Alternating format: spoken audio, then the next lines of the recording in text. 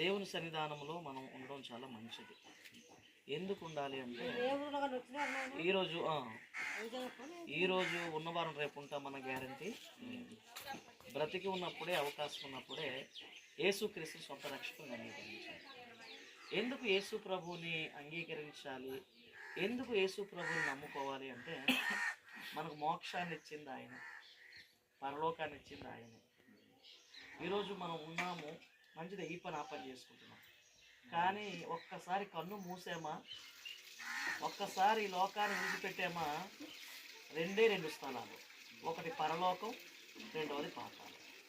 యేసు ప్రభుని ఎవరైతే సొంత రక్షకుడిగా అంగీకరిస్తారో, యేసు ప్రభుని ఎవరైతే నమ్ముకుంటారో సొంత రక్షకుడిగా, నోటితో ఒప్పుకొని హృదయమందు విశ్వసిస్తారో, నా పాపముల కొరకు చనిపోయాడు, నా పాపముల కొరకు సమాధి చేయబడి 3 రోజులు తిరిగి లేకపోయాడు, పరలోకంలో ఉన్నాడు అని ఎవరైతే నోటి తప్పుకు హృదయమందు విశ్వసించి దేవుని బిడ్డలుగా చేయబడతారో వారు దేవుని పిల్లలు అవుతారు, నిత్య జీవానికి వారసులు అవుతారు.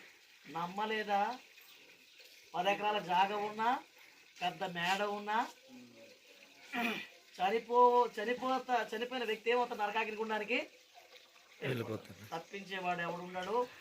మా అమ్మ తప్పిస్తుంది, మా నాన్న తప్పిస్తారు, మా గ్రామస్తులు తప్పిస్తారని ఎవరు తప్పించేవారు? కాబట్టి చర్చి కట్టబడుతుంది. మీరందరూ ప్రభువులోకి రండి, మనం అందరం కలిసి ప్రభువుని ఆరాధిద్దాం. ఓకేనా? Thank you.